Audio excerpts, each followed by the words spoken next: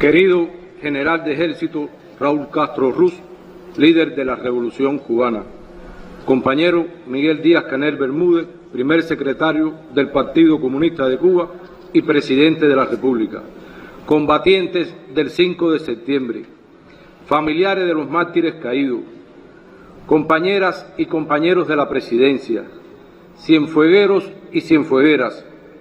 A pocas semanas de celebrar en esta hermosa y heroica ciudad la trascendental fecha del 26 de julio, nos reúne hoy la conmemoración del 5 de septiembre, dos grandes hitos de la historia revolucionaria unidos por su concepción estratégica, su espíritu de rebeldía, el derroche de coraje y el sacrificio por la libertad de Cuba.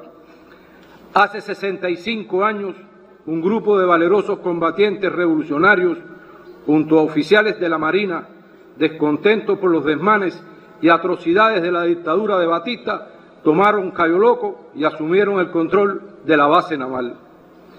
La acción se insertaba dentro de un plan de levantamiento nacional de las principales ciudades, frustrado a última hora por un cambio repentino de fecha que los organizadores en Cienfuegos, Dionisio San Román y Julio Camacho Aguilera, presente hoy aquí junto a nosotros, no conocieron en tiempo y por tanto cumplieron con su parte del plan. De este hecho son admirables tanto las actitudes de los combatientes entregados a la causa revolucionaria como la del pueblo cienfueguero. Personas humildes y vapuleadas continuamente por el régimen de Batista acudieron en masa a las instalaciones de Cayo Loco en búsqueda de armas para luchar bajo las órdenes del 26 de julio. Fue la unidad de aquellos hombres, civiles, militares y combatientes revolucionarios la que permitió tomar el control de los principales enclaves del territorio. La ciudad fue durante 24 horas un hervidero revolucionario. Aunque aquel 5 de septiembre Cienfuegos quedó aislada en la sublevación, dejó para la historia una lección de alto valor simbólico, la determinación de un pueblo a enfrentar un sanguinario ejército. La resistencia de los valerosos hombres y mujeres que se levantaron en armas aquel día fue aplacada por una brutal arremetida de Batista, devenida en una carnicería humana, otra más. Ametrallaron y bombardearon áreas civiles, lo que dejó un triste saldo de decenas de muertos, heridos y mutilados en población indefensa. 34 compañeros perdieron la vida en la epopeya, muchos murieron en combate, algunos otros fueron capturados y torturados hasta el sufrimiento extremo, pero no traicionaron a sus compañeros ni a la causa revolucionaria por la que terminaron asesinados. ¿Qué diferencia con la ética de la revolución hacia sus enemigos y prisioneros de guerra desde los días de la Sierra Maestra? Por más que han intentado desacreditarla, jamás podrán señalarle un solo torturado, desaparecido o asesinado. El triunfo del 1 de enero de 1959 y la obra realizada constituye el mayor homenaje a los caídos el 5 de septiembre. En Cienfuegos, como en el resto del país, la Revolución Cubana significó un cambio radical en la educación, la atención médica, la ciencia, el deporte y la cultura, además de un salto importante en su industrialización, el turismo y la agricultura. A pesar de los avances sociales que nos enorgullecen y que tenemos el deber de cuidar con esmero, estamos conscientes que mucho nos queda por hacer, pero es en la economía donde tenemos el mayor reto. La batalla económica es decisiva para Cuba en las circunstancias actuales. Persiste el bloqueo por más de 60 años, pero recrudecido hasta extremos nunca antes vistos por las 243 medidas impuestas por la administración Trump, además de la inclusión en la fraudulenta y lacerante lista de estados patrocinadores del terrorismo. Nos encontramos ante un diseño de guerra económica concebido para generar carencias de todo tipo, que provoquen desesperación en el pueblo y genere un enfrentamiento con el gobierno. Lo que acabo de describir no es una interpretación nuestra de los hechos, sino una estrategia bien delineada en los documentos oficiales del gobierno de los Estados Unidos, desde el histórico memorando del subsecretario de Estado Lester Mallory. El cinismo y hasta la cobardía mayor es que al mismo tiempo que nos bloquean, despliegan una feroz campaña mediática de descrédito hacia el socialismo. Tildan de incapaz al gobierno y de que no ha sabido encaminar el desarrollo del país, tratando de imponer la idea de Estado fallido. En el 35 aniversario de la campaña de alfabetización, Fidel utilizó una magnífica metáfora para explicar este perverso objetivo del adversario, y cito: «Estamos hablando de un país bloqueado. Es como si pusieran a alguien a bolsear en una olimpiada y le amarraran los pies y las manos y dijeran: mira qué mal bolseador es». Eso es lo que hace la propaganda imperialista con nosotros, pero nosotros, incluso con los pies y las manos amarradas, hacemos cosas. Fin de la cita. Así, como dice nuestro eterno comandante en jefe, aún en las circunstancias más difíciles, no han podido ni nos podrán detener.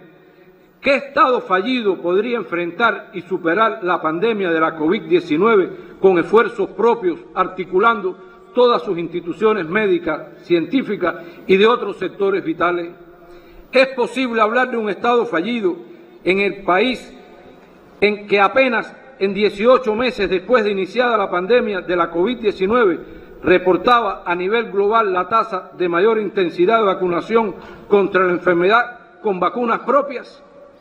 ¿Cómo se puede hablar de un Estado fallido en un país que en medio de lamentables accidentes como los del Hotel Saratoga y la base de supertanqueros en Matanza articula eficientemente todas sus instituciones, el aporte del pueblo y la ayuda internacional? ¿Cuál Estado fallido es ese que, atravesando una compleja situación económica, retoma el curso escolar en todos los niveles de enseñanza de manera universal y gratuita? ¿Qué tipo de Estado fallido es este, con una de las crisis energéticas más complejas, con dificultades para el acceso al mercado de los hidrocarburos, que no sube el precio de la electricidad ni de los combustibles? ¿Cuál Estado fallido es considerado como garante de uno de los procesos de paz más importantes de la región, como es el de Colombia? ¿Puede un Estado fallido organizar un intenso proceso legislativo para la aprobación de sus leyes más importantes, entre ellas el Código de la Familia, cuyo proyecto definitivo es fruto de una consulta popular en la que participaron millones de ciudadanos y próximamente será sometido a referendo popular? La respuesta a estas interrogantes y muchas otras es no. No existe Estado fallido, salvo en la mente calenturienta de nuestros adversarios. Lo que se ha quedado demostrado ser fallido y seguirá siendo son los reiterados intentos por destruir la Revolución cubana. Tenemos dificultades, desabastecimientos y carencias innegables, dolorosas algunas, que constituyen cada día la principal preocupación y el desvelo de los que asumimos responsabilidades en el partido, el Estado y el gobierno. La adopción de varias medidas en los últimos meses encaminadas a estimular el desarrollo socioeconómico constituye una parte importante de las acciones que se emprenden para superar la actual situación. Ninguna de esas medidas puede verse aisladamente, ni pensar que darán resultados por sí solas. Se trata, como se ha explicado, de acciones relacionadas entre sí, algunas de manera muy estrecha, que requieren inevitablemente de un proceso escalonado y de tiempo para que sus resultados puedan apreciarse. El bloqueo existe y continuará existiendo. Nos corresponde denunciarlo, pero más que todo saltar por encima de él, crecernos ante las dificultades, innovar, producir, encontrar soluciones a los problemas. Constituye la epopeya de estos tiempos a los que todos estamos convocados. El potencial para lograrlo lo tenemos, está entre nosotros mismos. Tenemos la responsabilidad histórica de demostrar en medio del bloqueo y las agresiones que el socialismo, además de ser el sistema social más humano y justo, puede producir y prestar servicios con calidad y eficiencia. es difícil, pero nunca una quimera. De este modo, la complejidad económica que afrontamos ha impactado en el sistema electroenergético del país, con una situación en extremo difícil, pero no estamos detenidos ni cruzados de brazos. Con total transparencia, el primer secretario del Comité Central del Partido Comunista de Cuba y presidente de la República, Miguel Díaz-Canel Bermúdez, ha informado al pueblo sobre el programa para detener su deterioro, recuperar capacidades instaladas e incorporar otras a partir de inversiones en curso, de forma progresiva, lo cual nos permitirá reducir los cortes de electricidad que hoy afectan la vida familiar, social y la economía de la nación. Comprendemos las molestias e incomodidades que causan los indeseados apagones, pero ello nunca será justificación para quienes intenten generar actos vandálicos, desestabilizadores o promover manifestaciones violentas en el país. Cada una de estas provocaciones tendrán una respuesta enérgica dentro del marco de la ley. Compañeras y compañeros, las acciones del 5 de septiembre de 1957 nos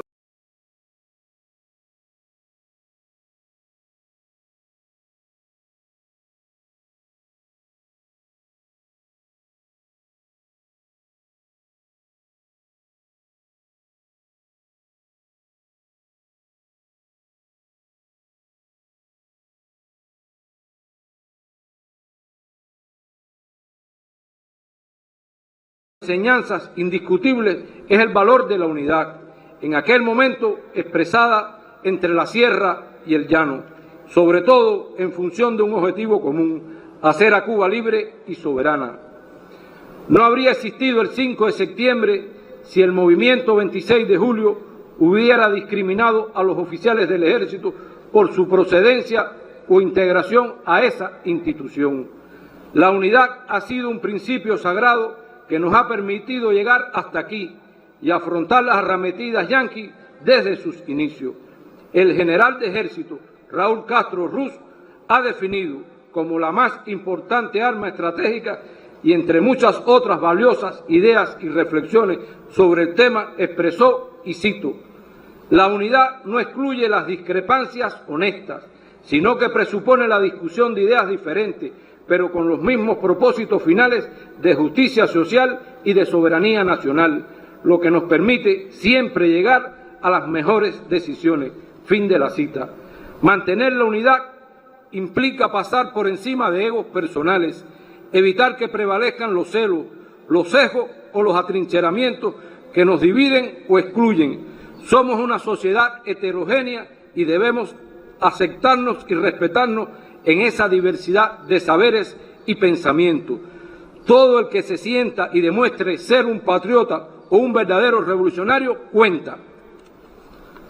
La claridad en torno a este tema es fundamental en un contexto en que el enemigo arrecia su agresividad y la defensa de la revolución se dirime en dos terrenos principales. Por una parte, la preservación de la integridad territorial y la soberanía. Testimonios recientes evidencian que la amenaza de una invasión no desaparece de los planos enemigos. Ojalá nunca se atrevan a semejante desatino. Durante años están advertidos de que si intentan apoderarse de Cuba, solo recogerán el polvo de su suelo anegado en sangre si no perecen en la lucha. Y no se trata de una mera consigna. La frase de Maceo es un principio inviolable en nuestra doctrina defensiva. El otro escenario es el de la guerra de cuarta generación o no convencional, que está en marcha y cuya estrategia es implosionarnos, bombardeando todo el tiempo la mente de los ciudadanos. En esa dirección se incrementa cada día las noticias falsas, se manipulan los hechos de la manera más desfachatada posible y así crecen las difamaciones contra líderes y dirigentes cubanos a todos los niveles con el objetivo de minar la credibilidad y la confianza del pueblo.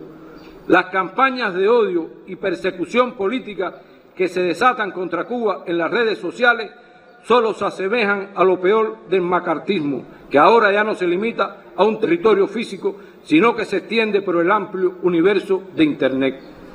Ningún revolucionario y patriota con acceso a Internet y a las redes sociales debe permanecer impasible ante este nivel de agresividad. Mostrarle a Cuba que intentan silenciar y ocultar, contraatacar oportunamente cada falacia, constituyen líneas principales de actuación. Compañeras y compañeros, hace exactamente un mes se produjo uno de los accidentes e incendios más complejos que hemos debido enfrentar, el de la base de supertanquero en Matanza, suceso sin precedentes en el país. Por esos días, Matanza y Cuba se volvieron una sola. Todo el país se estremeció con la tragedia. El pueblo se preocupó y sufrió por cada herido y desaparecido, como si de un familiar cercano se tratara. En el hecho perdieron la vida 16 compatriotas, incluido un cienfueguero.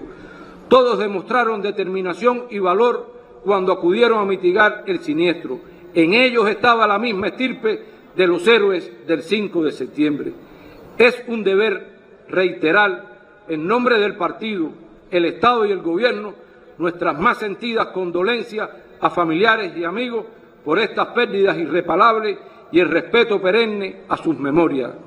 A otro grupo de compañeros que sufrieron lesiones, algunas de gran consideración, aún hoy permanecen ingresados 13, 4 de ellos reportados de críticos, quienes reciben toda la atención y cuidado del abnegado personal de salud.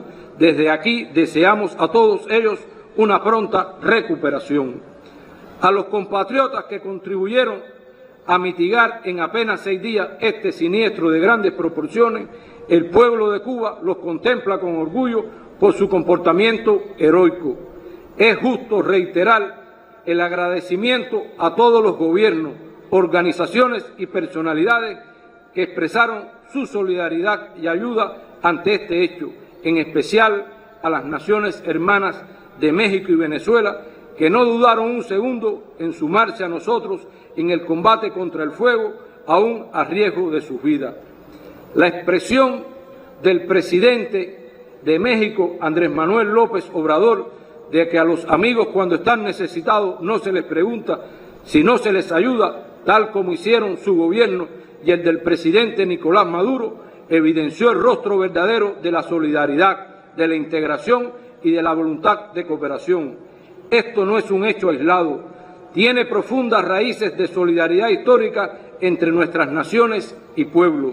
Compatriotas, en este día retomamos en todo el país el curso escolar 2021-2022.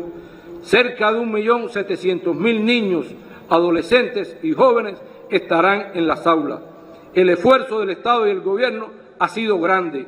En medio de la compleja situación económica, el país garantiza que a ninguno le falte lo esencial para continuar su preparación y formación. También el próximo 25 de septiembre estamos convocados a las urnas en el referendo del Código de la Familia.